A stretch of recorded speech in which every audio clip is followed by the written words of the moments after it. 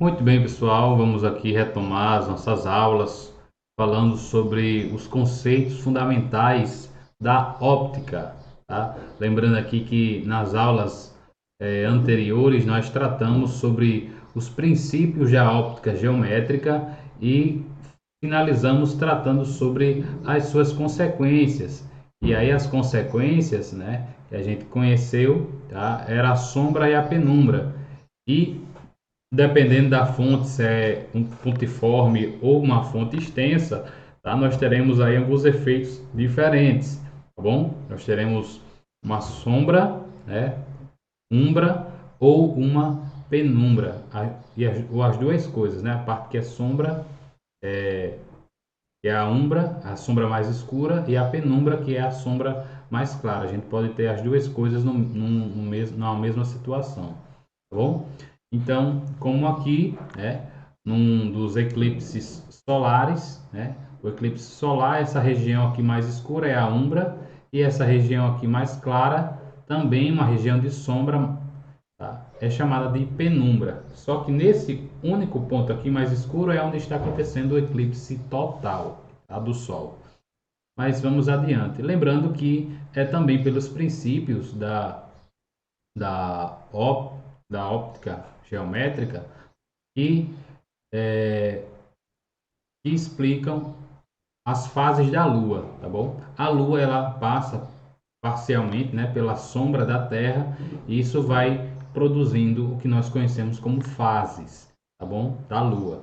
Então, esse é um ponto. Não só os eclipses, mas também as fases da Lua são consequências da, da Lua passar na sombra da Terra, que a Terra faz, tá ok? Então, são consequências aí do princípio retilíneo da luz, né?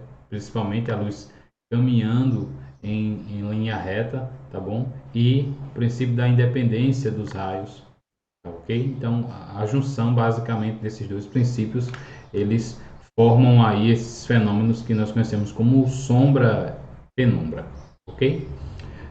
Além disso, é importante aqui comentar, tá, uma outra consequência dos princípios é, da óptica geométrica, que é a câmara escura de orifício, tá? Ou câmara também escura, como alguém também já pode ter ouvido falar, tá bom?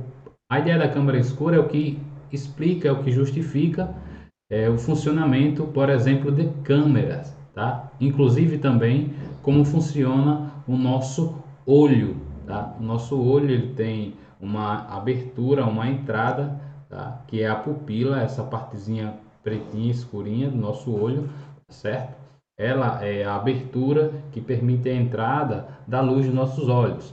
Então, é, o que é interessante é que a luz que provém, certo, de uma certa fonte, seja primária ou secundária de luz, ela vem das suas extremidades, tá? Sendo luminosas ou iluminadas, iluminadoras ou iluminadas, tá? E em linha reta elas vêm e atravessam um certo orifício, um certo furinho, por exemplo, numa caixa, tá? Numa câmara, tá bom? Nosso olho também serve, funciona como uma câmera. E aí essa luz atravessa, certo? Vem aqui numa certa direção, tá bom? E o outro feixe de luz que vem da outra extremidade desse objeto que está refletindo ou emitindo luz, tá? Vem aqui, ó, em outra direção, tá bom? Ó. E existe uma combinação de todos os feixes de luz emitidos, tá? Ou refletidos por esse objeto. E aí, quando ele vai formar uma imagem aqui nessa parede, nesse anteparo, certo? Ele vai formar uma imagem invertida. Olha só que interessante. Tá? Então, tanto numa câmera, tá? Quanto no interior do nosso olho, essa imagem, tá? Ela se forma invertida. O nosso olho, tá? Essa região interna chamada de retina. Bom, então na retina a imagem ela se forma de modo invertido, usando o mesmo princípio aí de funcionamento da câmara escura. Só que, como a gente falou na aula passada, os cones, né, e bastonetes são aquelas células nervosas que funcionam aqui no nosso olho, tá? E são responsáveis por levar essa informação, tá? Esse estímulo luminoso através dos pulsos nervosos até o nosso cérebro.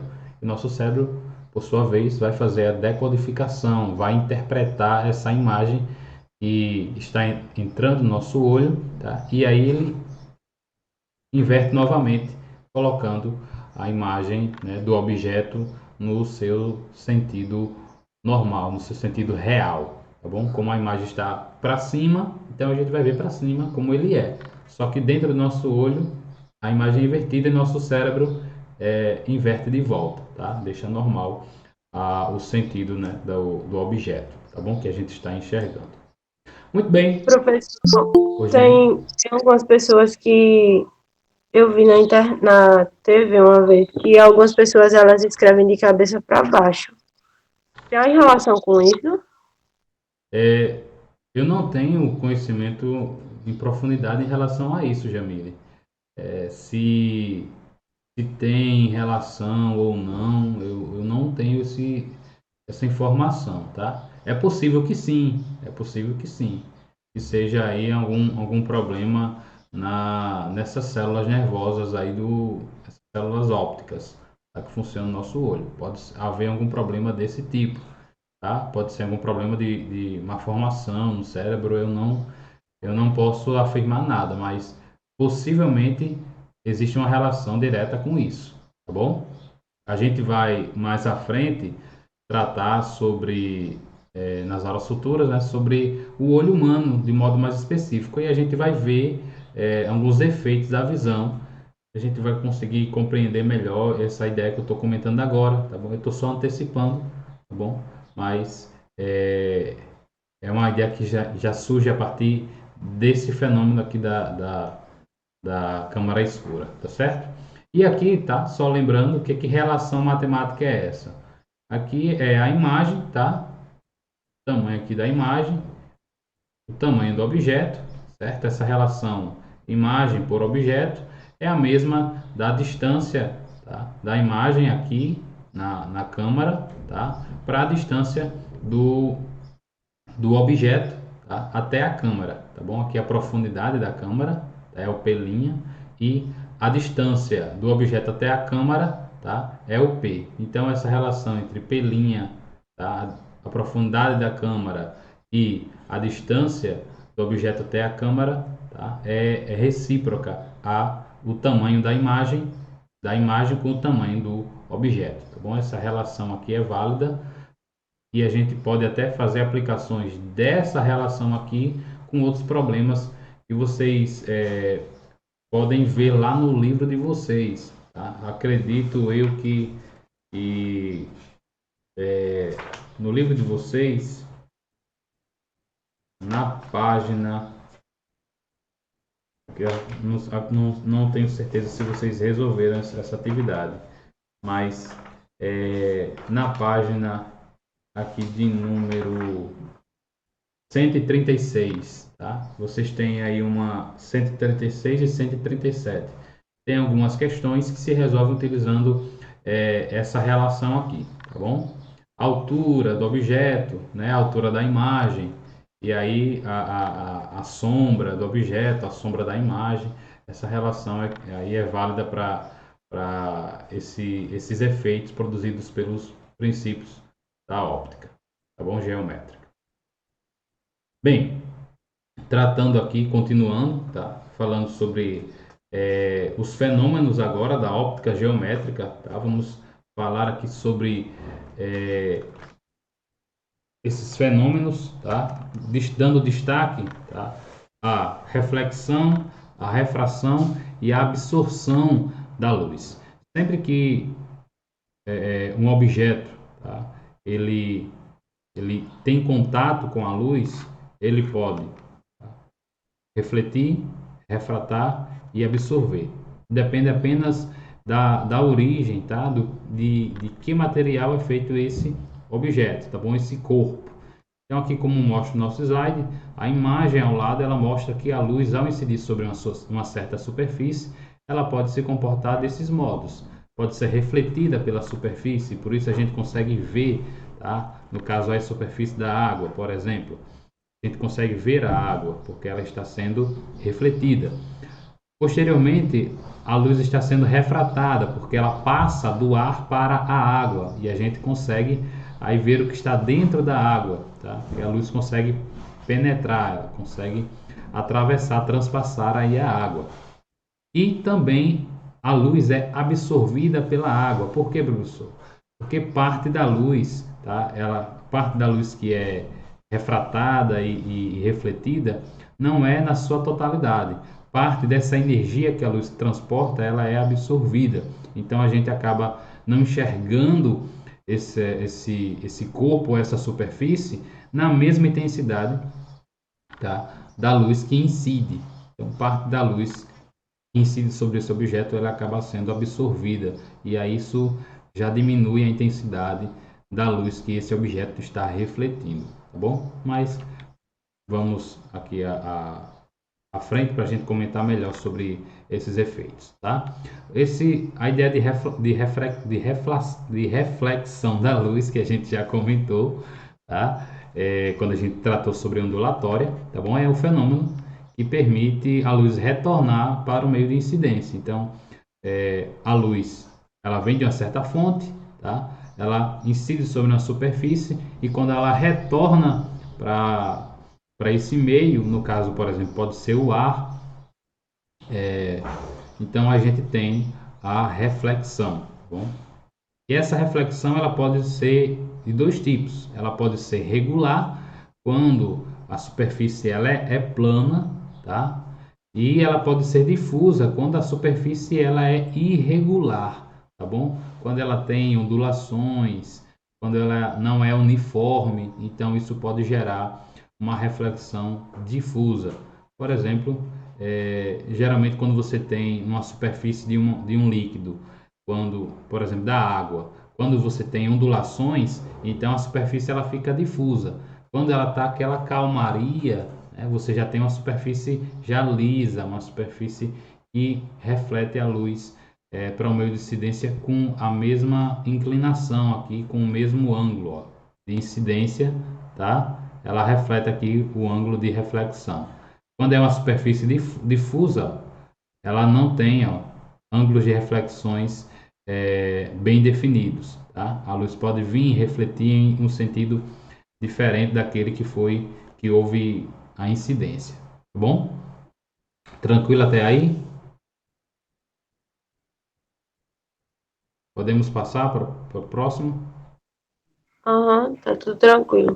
E aí, por exemplo, situações de reflexão, tá? A gente olhando no espelho, é uma superfície plana, uma superfície lisa, tá? Então a reflexão ela é, ela é praticamente no mesmo ângulo, tá? Ela situa-se no mesmo ângulo de incidência, tá bom? Quando a gente pensa aí vejam só, a gente já tem aí uma reflexão difusa na superfície do lago. Consegue perceber isso? Né? A gente não tem uma definição, enquanto aqui a gente tem na reflexão um detalhamento do objeto que está na frente dessa superfície que está refletindo a luz. Quando a gente olha para cá, a gente não vê, né, as riquezas de detalhes como a gente teria numa superfície plana, tá? Uma superfície regular. Então aqui, ó, cheio de ondulações a superfície da água, então aí nós vamos ter a reflexão difusa, certo?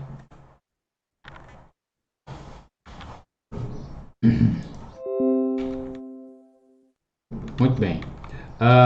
O outro fenômeno que a gente pode tratar aqui é a refração, tá? A refração acontece quando a luz ela perpassa, ela atravessa de um meio para o outro, tá bom? Então, quando a luz ela atravessar um meio, tá? Que pode ser o ar para um líquido, por exemplo, ou mesmo do vácuo para o ar, ela sofre uma refração, tá joia? E, por exemplo, a refração, quando ela acontece, quando a luz ela passa de um meio para o outro, tá? A luz ela sofre um pequeno desvio, tá? E isso, por exemplo, justifica o uso, por exemplo, de numa pesca artesanal, tá? por exemplo, índios, eles têm essa prática devido já à sua longa experiência com esse tipo de caça. Então, por exemplo, eles estão acima, né, da superfície da água, enxergando um certo peixe, por exemplo, tá? Então, eles veem o peixe numa certa direção, tá? Aqui, num certo local. Só que o peixe, na realidade, está posicionado um pouco mais à frente, tá? Isso é devido ao efeito de refração da luz. A luz, quando atravessa de um meio para outro, ela desvia-se um pouco, tá? E esse desvio depende muito desse meio onde a luz está sofrendo essa refração, tá? Então, quanto mais denso for o meio, esse índice de refração vai ser maior, ou seja, essa inclinação, esse desvio vai ser bem maior, tá bom? Então aqui, ó, você vê, consegue, o peixe está aqui, mas você vê ele aqui, tá bom? Porque na refração da luz, por exemplo, a luz entrou na água, tá? Reflete no peixe e quando ela reflete, que refrata de volta para o ar, ela sofre esse desvio, tá? E o pescador aqui, ele enxerga o peixe em outra posição, tá? E aí por isso que ele precisa dar o desconto e apontar mais próximo, mais à frente, tá bom? Mais à sua frente, não mais longe a lança para atingir o peixe, tá ok? Então aqui é um dos efeitos da refração. Aqui outro exemplo de refração que a gente pode observar de modo mais comum, né? Eu coloquei aqui essa situação dentro de uma piscina, aqui com uma parede transparente, né, de vidro. E aí o rapaz está aqui, mas o corpo dele dentro da água aparece aqui. Assim como esse senhorzinho aqui, física é divertido. Então, olha, veja só. Então, na água, o desvio está aqui. Olha só a diferença, como é absurda, né? Então, esse é um ponto interessante de se observar a refração, né? Como a luz se desvia dentro quando atravessa de um meio para o outro. Vocês veem isso comumente, por exemplo, quando a gente pega um lápis, né? Coloca dentro da água uma colher, né, que coloca dentro de um copo de vidro transparente, uma jarra, e a gente observa que ele está como se tivesse o efeito de quebrado, né? Então isso aqui é nada mais nada menos que a refração da luz. Se você olha pelo copo, tá? Na lateral do copo você vê de um modo. Se você olhar de cima do copo, você vê de outro modo, tá? Porque lembrando, aqui a luz, tá? Ele passa do ar para a água, tá bom? Então você enxerga de um modo. Aqui, quando você olha pela lateral, a luz está incidindo sobre a água, está passando pelo vidro, tá? Então ele está sofrendo aí duas refrações. Quando ele passa para a água, tá? Quando ele passa da água para o vidro e quando ele passa do vidro para o ar para vir em direção aos nossos olhos.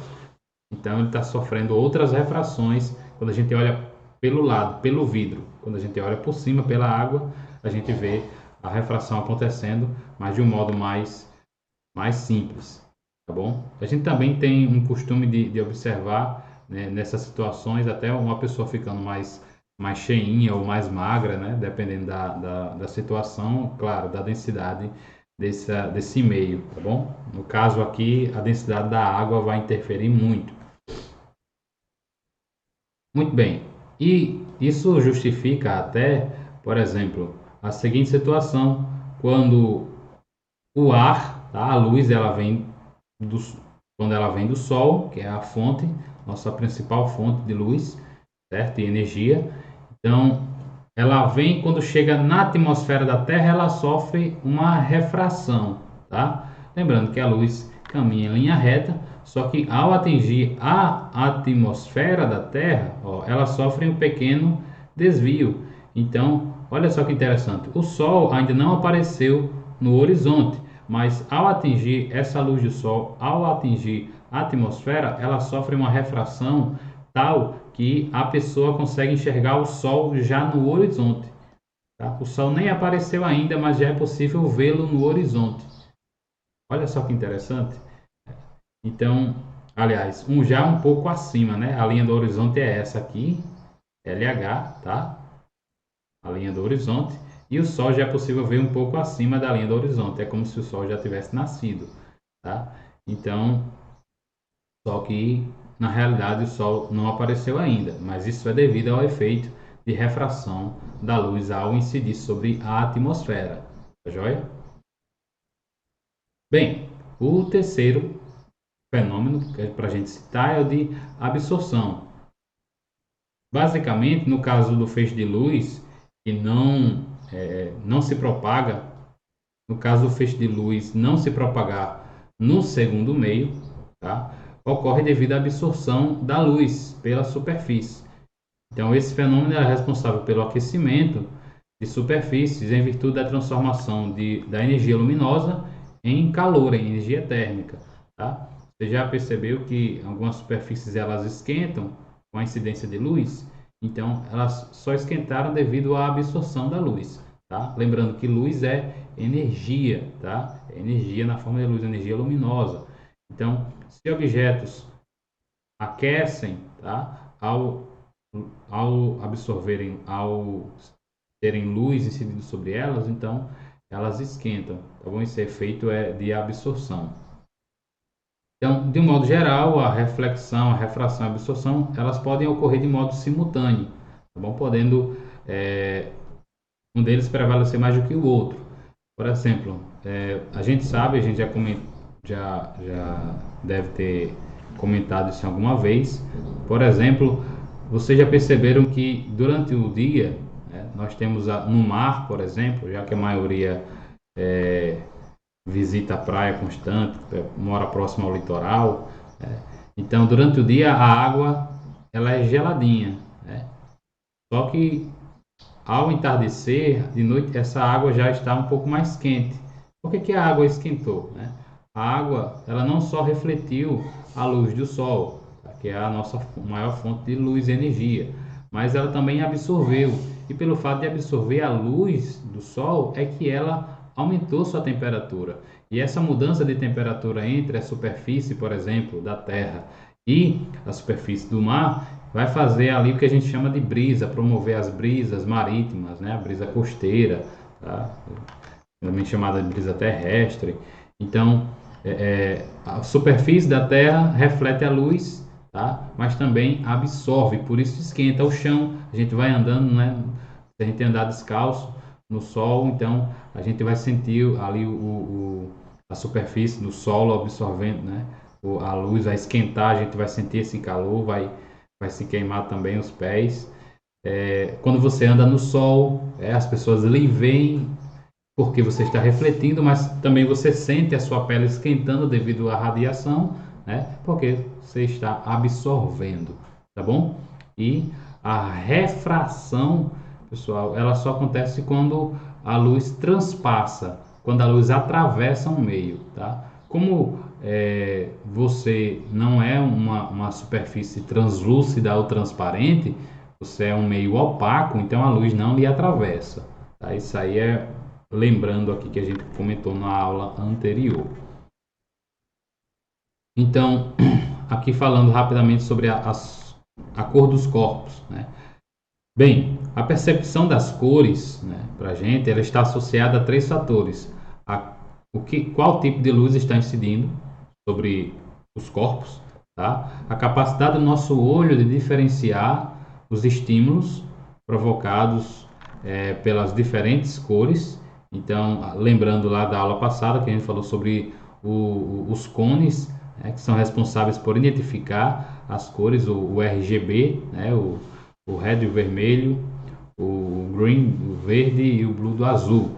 Então, nossas células, os cones, elas podem identificar essas três cores, tá? E a partir da combinação dessas três cores, né, ela consegue diferenciar as demais variações, tonalidades.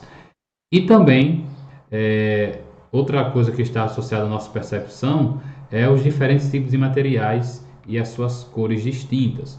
Então, aqui como mostra essa imagem, tá? Se eu tenho uma superfície de um objeto na cor azul e a luz de todas as faixas, tá? De todos os espectros incide sobre ele, ele vai refletir apenas o azul e vai absorver todas as outras faixas da luz, tá?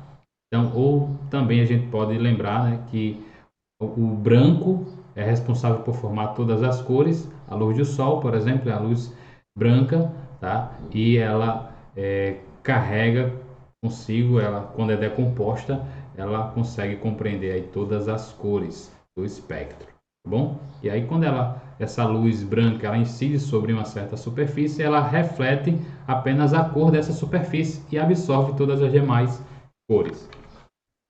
Então, por exemplo, eu tenho um corpo azul e ele vai ter uma luz branca incidindo sobre ela. Ela vai absorver todas as frequências de luz menos o azul, tá? E ela então vai refletir a cor azul. Do mesmo modo, um corpo branco, tá? Ao receber luz branca, ela vai refletir toda a luz branca, tá bom? E aqui a gente até a gente está chegando à primavera, daqui a pouco é verão, e a recomendação, né, é que nós usemos cores claras quando a gente for andar no sol, preferencialmente branco, tá?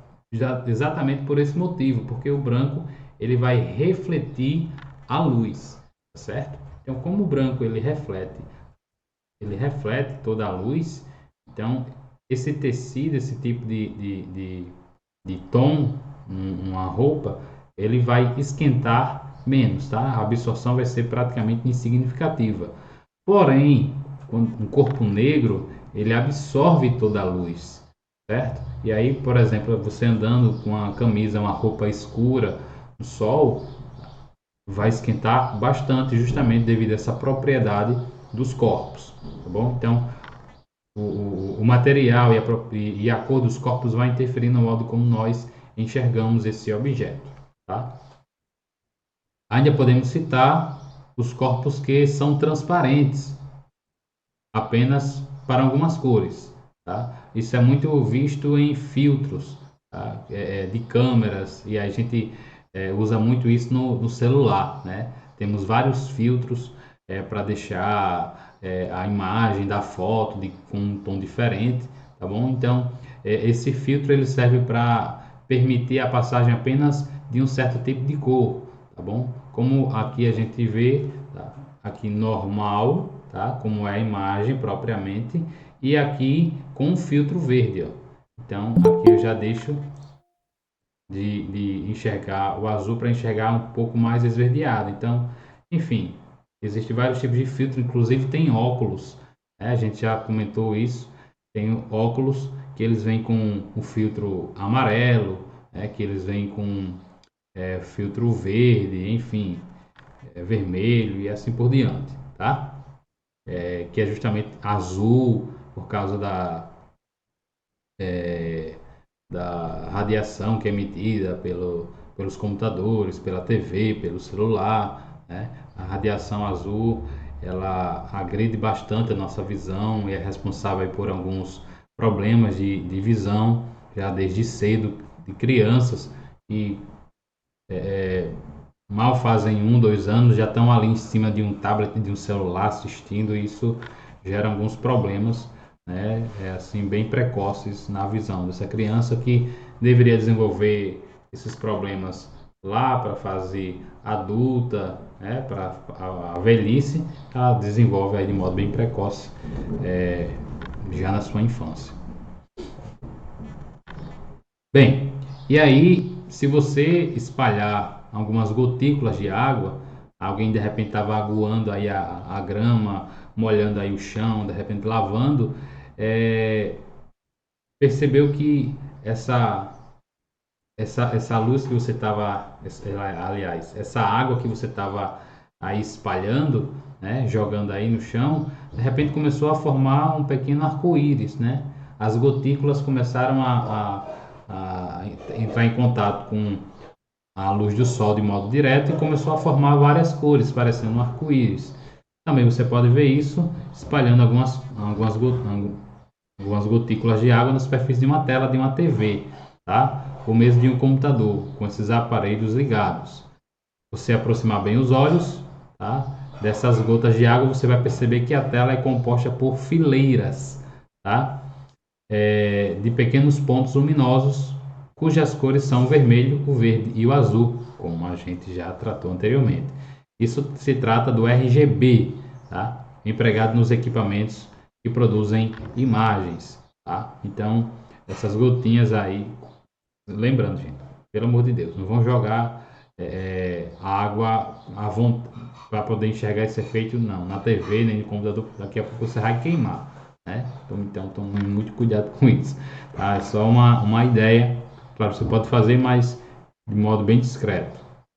Pra depois não dizer queimar e depois dizer que foi o professor que mandou fazer isso, tá bom? Culpar o professor e botar o cofim de banda. Bem, o resultado dessa superposição, tá, máxima de intensidades e cores primárias do sistema RGB vai resultar em cores que a gente já conhece. Por exemplo, juntando o vermelho, o verde e o azul, vai formar o próprio branco. Tá? Se juntar o vermelho e o verde, vai formar o amarelo. Se juntar o vermelho e o azul, vai formar a magenta. Se juntar o verde e o azul, como vocês estão vendo aqui, né? O verde e o azul, o verde com o azul vai formar o ciano. O branco aqui é verde, azul e vermelho. Vermelho e azul, magenta, vermelho, verde e amarelo. Certo? Bem, ainda existem outras possibilidades, tá? Por exemplo, é possível obter o branco pela superposição de apenas duas cores, no caso uma primária e uma secundária sobre a primária que não entrou na composição. Exemplo, a gente pode pegar aqui o amarelo, que é a combinação do vermelho e do verde, e juntar com o azul. Se a gente juntar amarelo com azul, vai dar branco. Tá? Do mesmo modo, se eu pegar aqui o magenta, que é a combinação do vermelho com azul, tá? O magenta mais o verde vai dar branco também. E se eu pegar o ciano, que é o azul com verde, mais o vermelho, tá? Ciano mais vermelho vai dar branco também. Tá? Lembrando que o ciano é a combinação de verde e azul, e a junção do verde, azul e vermelho vai dar o branco.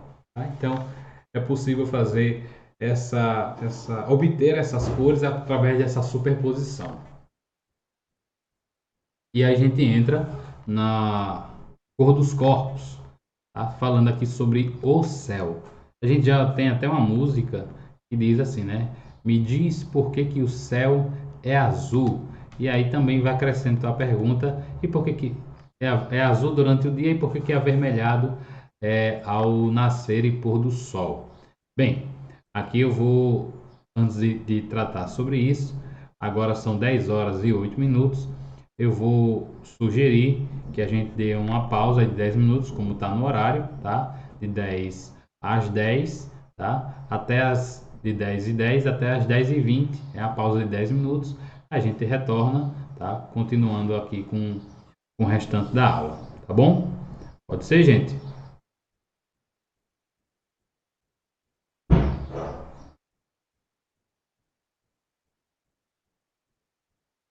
Hello. Logo quando a pessoa vai fazer uma pergunta, esse cara pede para pausar, rapaz. Não, pode fazer, a gente tem tempo ainda.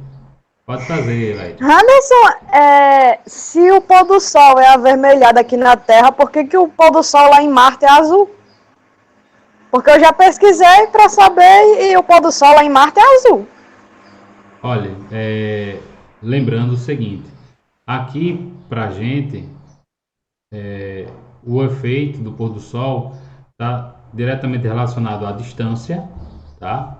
Do sol até a Terra, mas também das partículas que estão presentes na nossa atmosfera. Eu não tenho essa informação, Laíris, de que em Marte o pôr do sol é azul. Eu não tenho essa informação. Mas eu posso, aqui, de repente, dar uma rápida olhada para poder lhe responder no retorno aqui da aula, tá bom? Pelo que eu pesquisei, mas eu não sei se é uma informação verídica, né, eles dizem que é porque pelo solo de Marte ser vermelho,